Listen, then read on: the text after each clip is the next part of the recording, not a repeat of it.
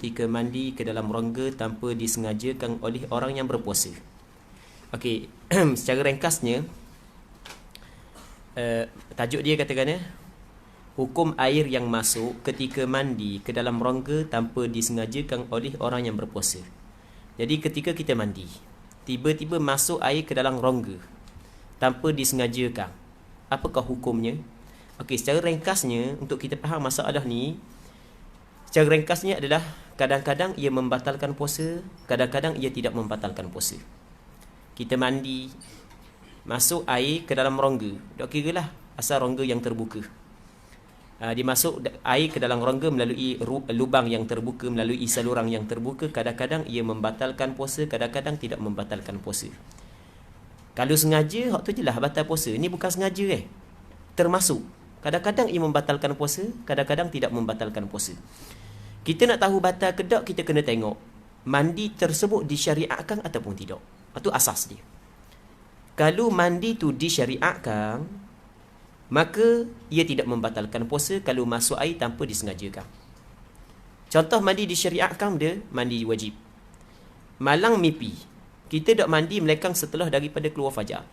Setelah keluar fajar kita mandi. Kita mandi, masa kita mandi saat itu telang air, tertelang, bukan kita sengaja tertelang, maka ia dimaafkan. Masa kita mandi masuk air sampai ke dalam ni rasa. Silap warna, silap kita nak ambil air dalam gayung, kita nak simbah kat bawah, nyebah dalam hidung. Maka ia tidak membatalkan puasa. Kerana mandi tersebut adalah disyariatkan. Sama juga mandi dia, mandi sunat Jumaat. Ia tidak membatalkan puasa. Adapun kalau mandi tidak disyariatkan, mandi kerana nak bersih tubuh, hak tu tidak disyariatkan. Maksud dia tidak disyariatkan, mandi tersebut bukanlah ada tuntutan, sama ada tuntutan wajib ataupun tuntutan sunat.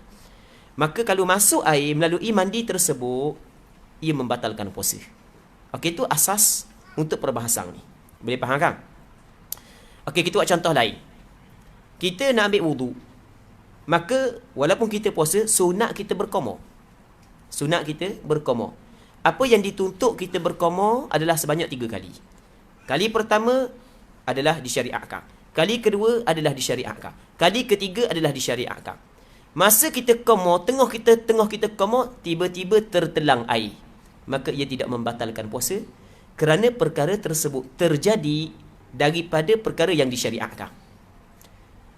Kali keempat, dak sunat dah kita komor, kita pergi komor juga. Tiba-tiba tertelang air pada komor kali yang keempat, batal puasa. Okey, boleh faham? Dalam kita berkomor, disunatkan bagi orang yang nak ambil wuduk kena mubalaghah. Kena berlebihan dalam berkomor dan istinsyaq. Wak gok kan sunat gitu kan? Melainkan kata Rasul illa an takuna shaimah. Melainkan kalau mu orang puasa. Jadi Rasul mengecualikan asal orang yang ambil wuduk sunat dia berkomor dan sunat dia mubalaghah fil madmadah wal istinsyaq. Sunat dia mubalaghah, berlebih-lebihan. Dalam hadis kata Rasul illa an takuna shaimah. Melainkan kalau sekiranya orang yang berpuasa, maka tidak sunat mubalaghah. Okey. Kita nak ambil wuduk. Sunat kita komor. Mubalaghah tidak dituntut kepada kita lakukan. Tiba-tiba kita mubalaghah juga.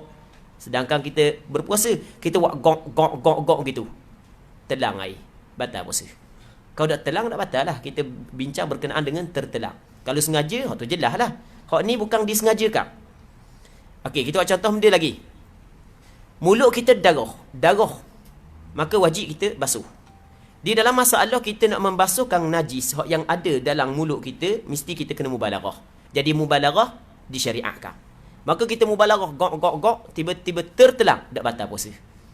Okey, boleh faham? Itu asas dalam perbahasan ni. Semua benda. Hak yang lain kita ingat gini je. Kalau benda tu terjadi daripada benda yang disyariatkan, maka ia tidak membatalkan puasa. Kalau terjadi daripada benda yang tidak disyariatkan, maka ia membatalkan puasa. Okey, jelas ha?